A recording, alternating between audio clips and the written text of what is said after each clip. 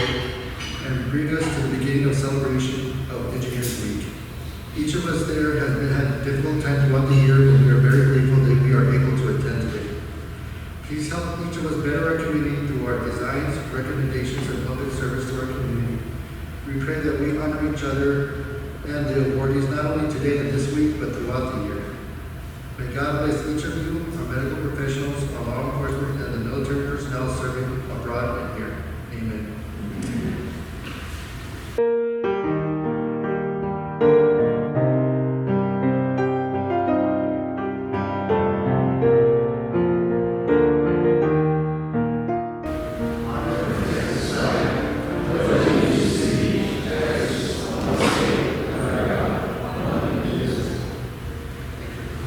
We're very honored to have Councilman Clayton Perry with us, San Antonio City Council for District 10. I'm going to read a very great bio. Not that whole thing. I'll get to the good parts. Clayton Perry was elected to San Antonio City Council for District 10 in June 2017. He began his journey in Giddings, Texas. His father, Hayes Perry, owned a plumbing company where the younger Perry worked after school and during the summers. After attending Giddings High School, he earned his Bachelor of Science in Building Construction from Texas A&M University in 1979. During his first time at Texas A&M, Councilman Perry was a part of the Corps of Cadets in the Fight for the Texas Aggies Band. After receiving his degree, he began his career in the military as an Air Force civil engineer. He served almost 21 years and retired from headquarters, Air Education and Training Command at Randolph Air Force Base as a lieutenant colonel in 2000. His most memorable accomplishment was in Europe, where he programmed, designed, and oversaw construction of the facilities in support of the first ground-launched cruise missile wing at RAF Greenham Common in England. Councilman Perry has more than 30 years of experience in all aspects of construction, including environmental engineering and remediation, where he has been responsible for directing entire programs, project management, marketing, and business development organizations within industry.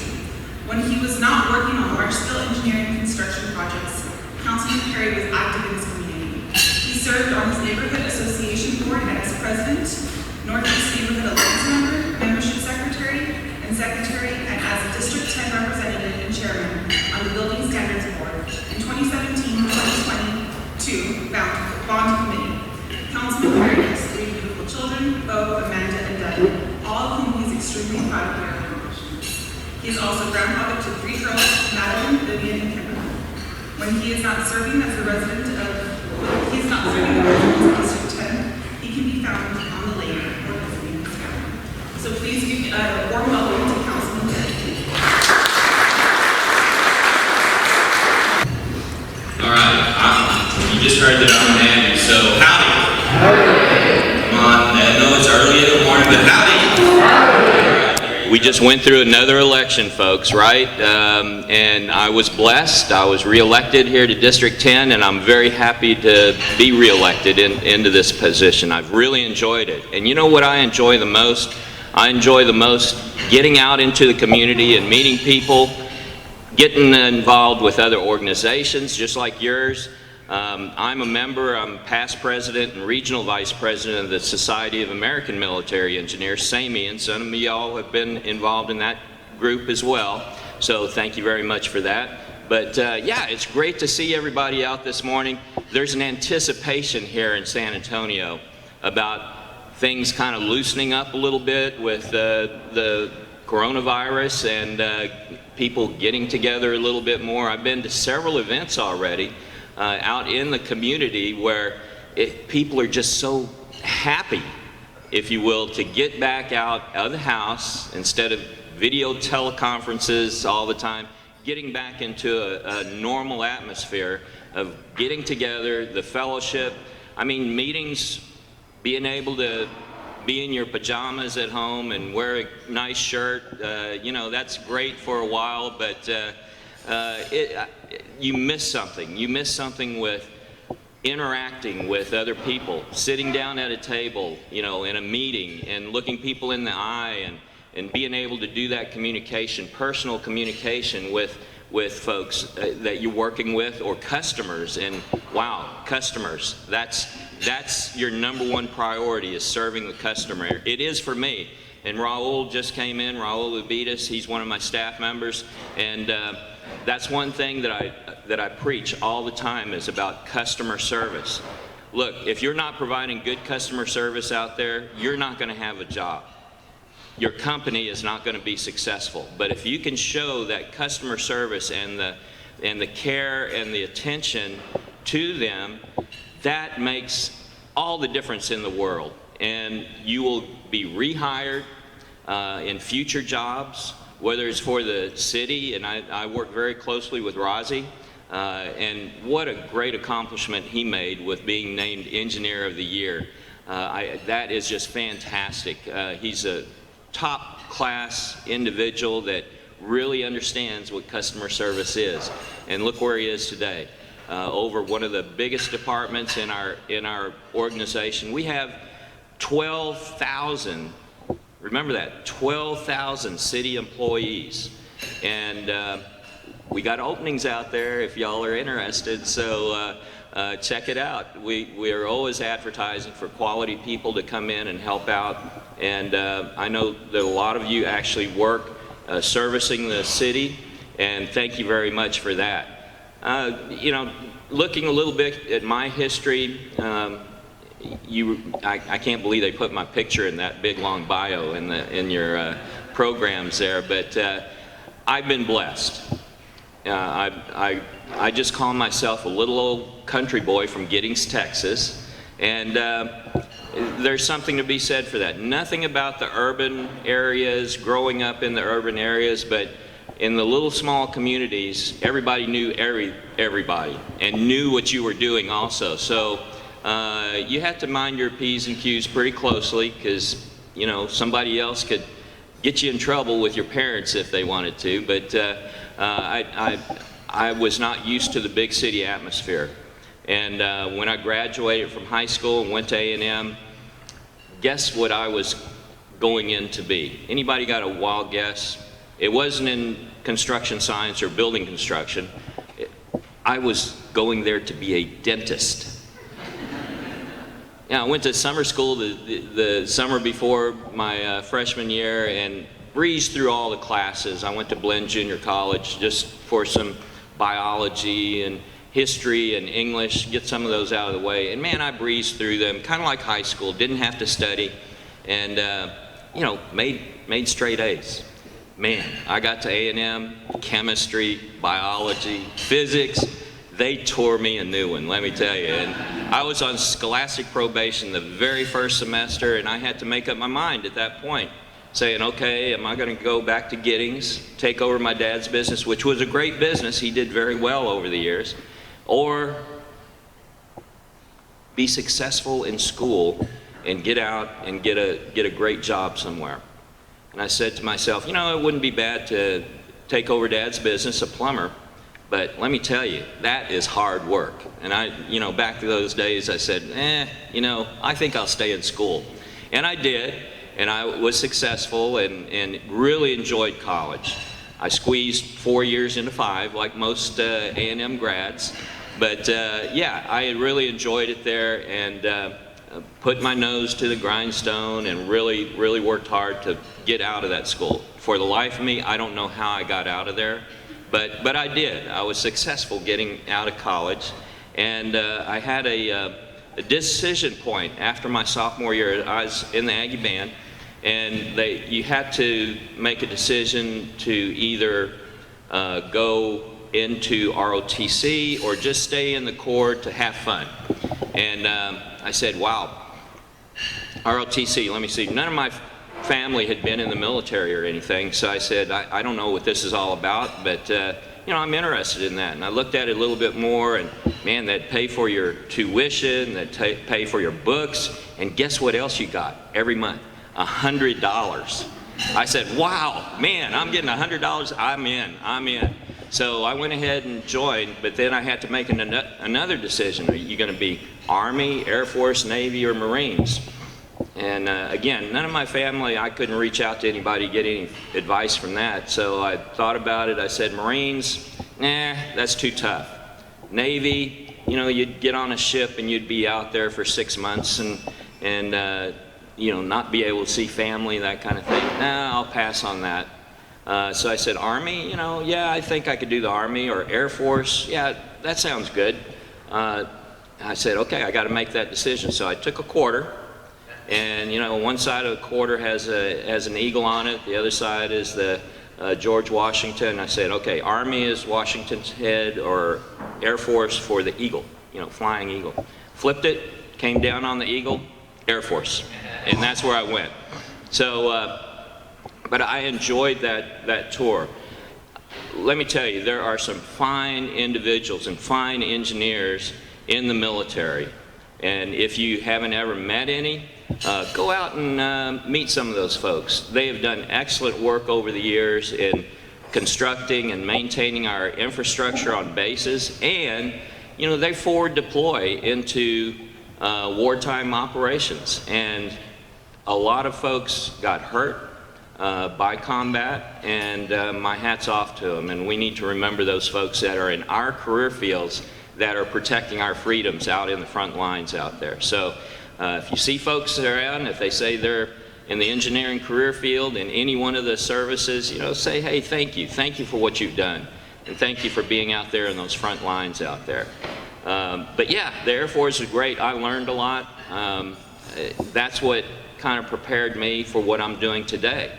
After the Air Force, I retired back in 2000. I went to a firm, it was called Shaw Infrastructure and Environment, and worked with them for several years. And then I moved to another firm called Tetra Tech, and they still have an office here in San Antonio, and worked for them for another, gosh, nine, maybe 10 years. And after that, and I was, out there doing business development, marketing, project management, that kind of thing, and all over the world. We did a lot of work in Afghanistan, Iraq.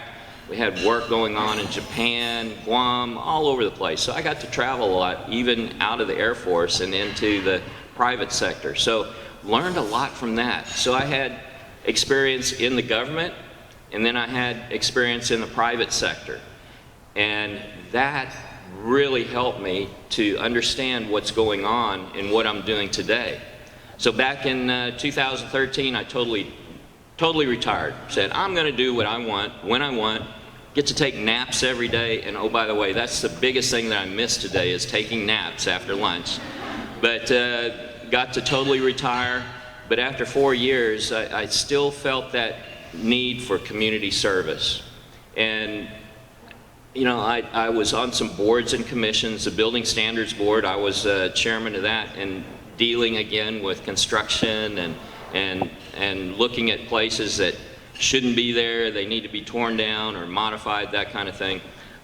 So I was involved with the city in a number of those committees, and my predecessor kind of took me over to the side, Mike Gallagher, and he said, Clayton, I'm not going to run again. Why don't you think about running for office? You've been involved with the city. You got a great background in careers. Why don't you think about doing that? And I said, that would be an awesome experience to give back to the community as an elected official.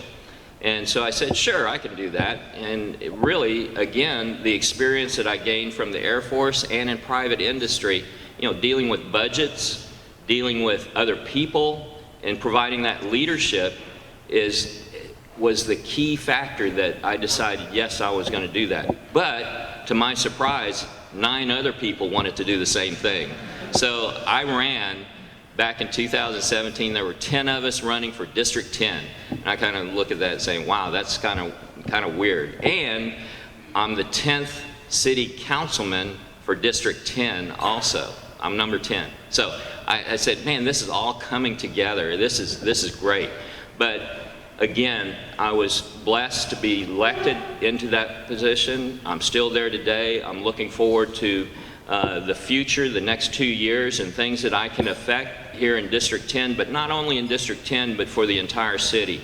And that's where you come in also.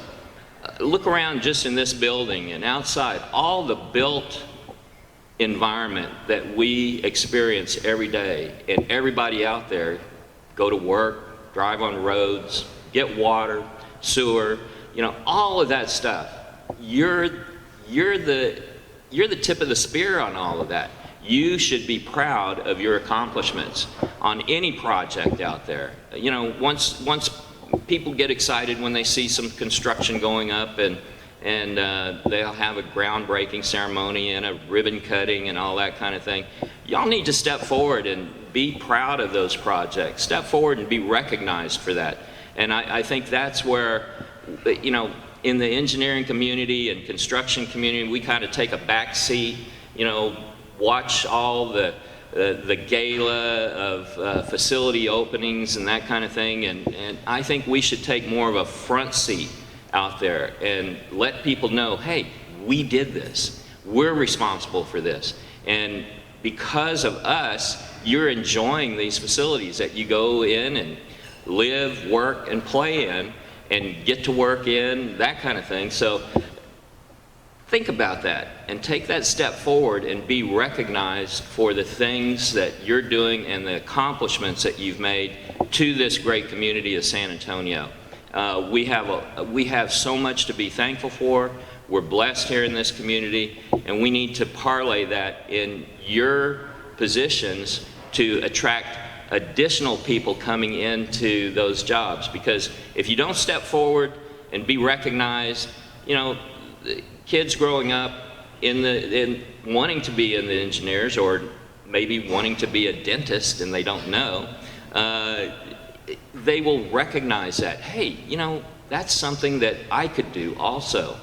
And with the education, providing scholarships, which is very, very important to a lot of people, I think that all plays together so well that step forward, be recognized, and make sure that people understand it's because of us that you have that facility or facilities or roads or whatever it is. It's very, very important to advertise and promote your profession out to everybody else, because that like I said, that carries on through families and down to children to say, hey, man, that looks like that's exciting. That's something I want to do when I grow up. So, you know, I am, again, I'm very blessed on what I've been able to do during my lifetime, where I'm at today on city council. And if any of y'all live in District 10 or anywhere here in the city, what makes it so neat is I get my staff, who does an excellent job. They do so good that we have people calling from around the city into District 10 saying, hey, I need your help. Because of our customer service attitude here in our office. And that makes me proud of my staff and the things that we're able to accomplish, again, not only for District 10, but for the entire city. So I appreciate the invitation out here today. I hope you gained just a little nugget in there about, and I'm serious, step forward, make sure people understand where these facilities and utilities are coming from, so that we can generate that interest for future generations on providing that same level of service out there. So, man, this is great. I love talking to groups like this because I feel like I'm back at home, back in my roots in the industry itself. But it's great to see y'all out here. I heard we had a rainstorm again last night. Didn't wake me up. I was out cold. So I hope there wasn't any damage in town. At least I haven't heard of any. But appreciate y'all coming out here today. Congratulations on all the award winners, and again, I don't think Razi is here, but congratulations to him also on his selection. So thank y'all very much. I've got time for questions if there's any questions. Anybody got any questions for me? What outfit were you in? I was in the white band. I was back then there were only two units of the band, and I think that evolved into B battery with the band. So anyway, I was in the white band, not the maroon band. No other questions out there? Dang, sometimes I can get some hard questions. There we go. Yes, ma'am. You may have said it, I'm so sorry. What did you end up graduating? What degree did you end up graduating with instead of dentistry? Yeah, well, again, I wanted to be a dentist. And, you know, I am so thankful. I cannot see myself working in people's mouths my entire career. I'm sorry. Nothing against dentists. I think that's a fine profession, but I am so glad I flunked out or went on SCO-Pro the very first semester. But I went into what they call building construction. Today it's called construction science, but it's a great all-around type of degree because you take in civil engineering, architecture, all the different career fields. So yeah, it was great. It was great. Yes, sir. Good morning, Councilman. Thank you for being with us today. My question is, with the passing of Proposition A, how do you see that affecting the upcoming bond? Well, I don't know if y'all knew, but I was the only one that voted against putting that on the ballot because I see that as a threat to our infrastructure and some of that bond money going to other requirements that basically we're now going to give the city council a blank check to do whatever they want with bond money. I don't agree with that. Bonds were originally designed for infrastructure projects. So that pot's going to get smaller. Excuse me. And I don't agree with that. And it's going to affect all of you in here also, unless you're in the housing industry. They're wanting to put more money towards affordable housing and lower the price of housing for those that need it. That's all well and good, but again, that's going to make our pot of money for infrastructure projects smaller. You know, and we're looking, the last bond was about $850 million. We're now projecting this next one in 2022 will probably be around 650 to 700. So it's already getting smaller. And then with this, who knows what's going to come out of the for the proposition for this next bond on what projects are going to be included in that bond. So I'm concerned about that, as well as y'all should be as well, because that's going to affect the size and the amount of money that's available for our infrastructure here in San Antonio. And did you know that today we've got a backlog of $3.5 billion? We will never get there. In fact, we're only going to get further behind every year because we just don't have those kind of resources, and our tax base isn't big enough to handle that load. So bonds were our only way to kind of make up that difference, and now we're not going to have that much anymore. So just be aware that could affect your companies as well out there. Anything else? That was a good question. Thank you. Anything else? If not, well, thank y'all very much again. I really appreciate y'all's time and attention, and we'll see y'all around, I'm sure. Y'all have a good one. Thank y'all.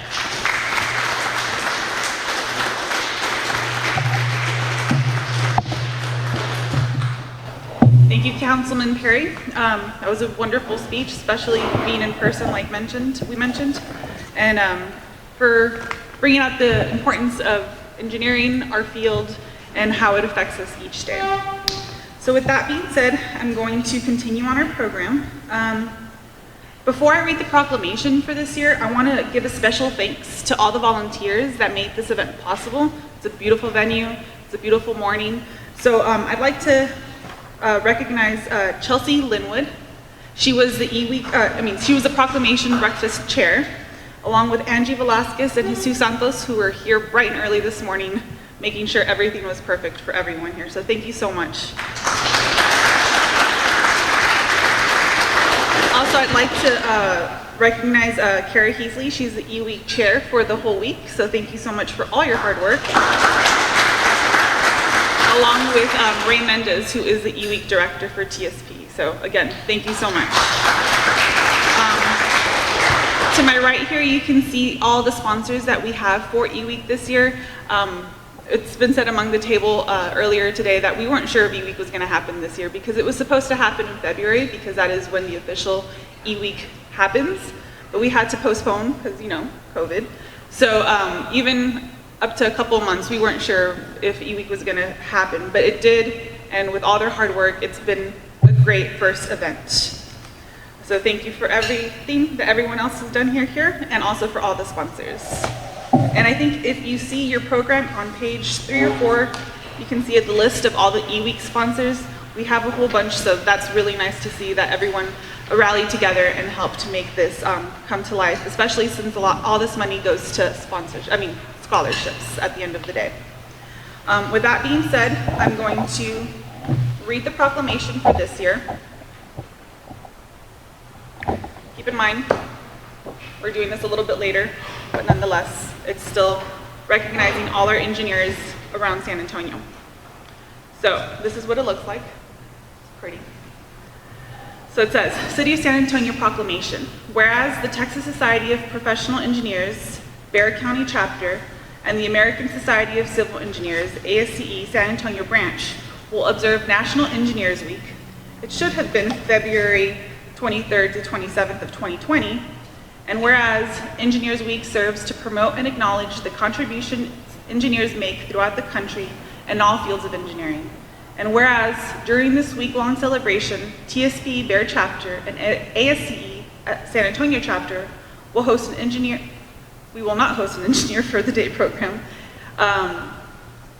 but we will. That is what we did in the past, where the students were interested in the engineering profession would spend a day with the office. But due to COVID, we cannot do that today. So whereas efforts of engineers help drive our economy, protect our environment, ensure public safety, and help improve the quality of life for the San Antonio community. Now therefore, I, Ron Ehrenberg, Mayor of the City of San Antonio, in recognition thereof, do hereby proclaim February 23rd to 27th of 2020 to be National Engineers Week in San Antonio, Texas, and extend best wishes for a most successful event.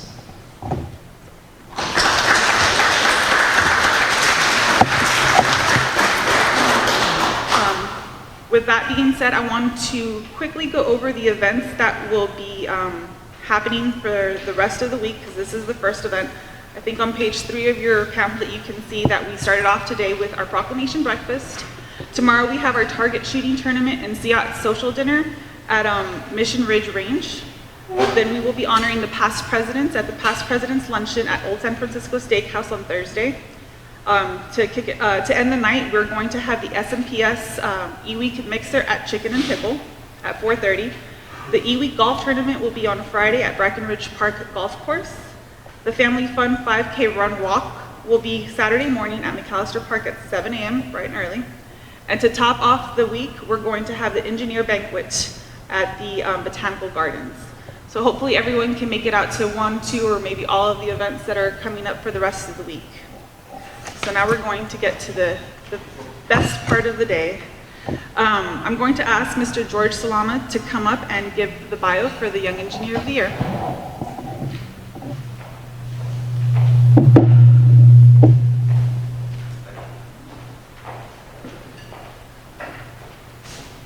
Good morning, everyone. My name is George Salama, and it is really my pleasure to introduce to you my daughter, Helen. Helen went to Texas A&M University on a full scholarship from the Terry Foundation, and that's due to excellence in scholastic and as well as community service as well. And she couldn't stay put there. While she was there, she formed a committee or a group to help with the high schools at-risk people. And she attracted about 12 people from the Terry Foundation to help her with the at-risk students. And after graduation, she went to Fries and Nichols company, which is a consulting and engineering company. And she chose them based on the objectives of Fries and Nichols of excellence in engineering and community outreach as well, which aligned well with her own objectives.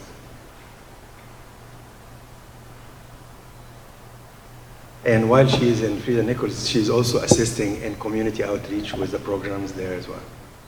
And they gave her an award for it as well. In professional engineering organizations, she has taken the PE within 1 year and passed it from her being an engineer, which was an accomplishment. And she joined the American Water Works Association, and she couldn't stay still. She became the chair of the education there as well. And in contribution to the community, and what she did is she joined the Engineers Without Borders, and helped with a Nicaragua project there. And she, with the Water for People organization, she helped raise funds for international assistance for waterworks. And the Engineering Ministry's international organization, she helped with a project, a water project in Chile as well. And in her church here in San Antonio, the TARP route, she is also mentoring and helping with both students and refugees as well in San Antonio. She was awarded the Emerging Engineer Award from the AWWA,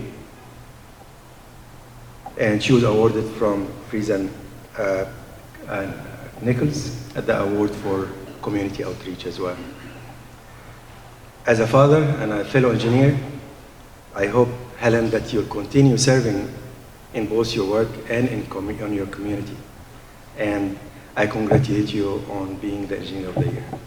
Thank you.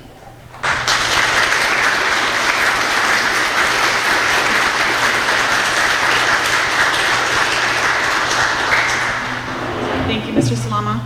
With that being said, I'd like to have your Young Engineer of the Year for 2021 come up and accept her award. Mrs. Helen Salama.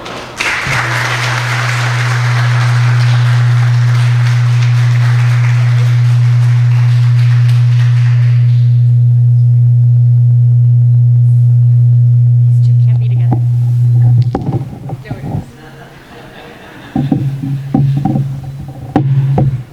Good morning. I just want to reiterate the fact that being honored this award is not only a reflection of personal choices, but truly a reflection of everyone at this table, as well as the Friesen Nichols table as well.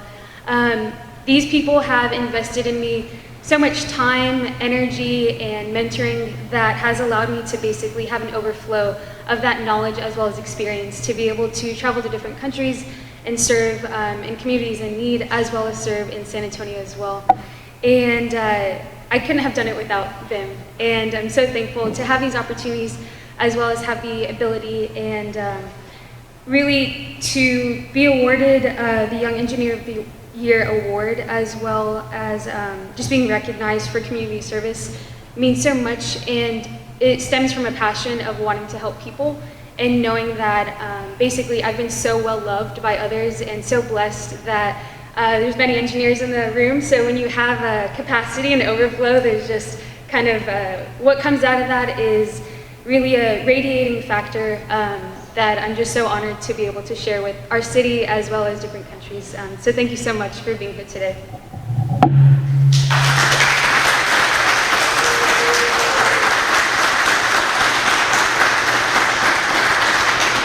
Congratulations, Helen.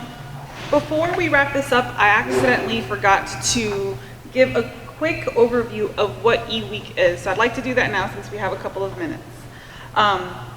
So did you know that E-Week is always celebrated at the time of George Washington's birthday, which is in February, not May.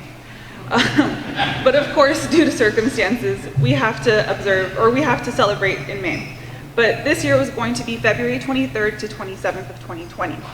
And the reason that we celebrate E-Week at this time is because George Washington is known as the father of this country. He's been described as America's first engineer, notably for the surveying work that he did. The celebration of National Engineers Week was started in 1951 by the National Society of Professional Engineers.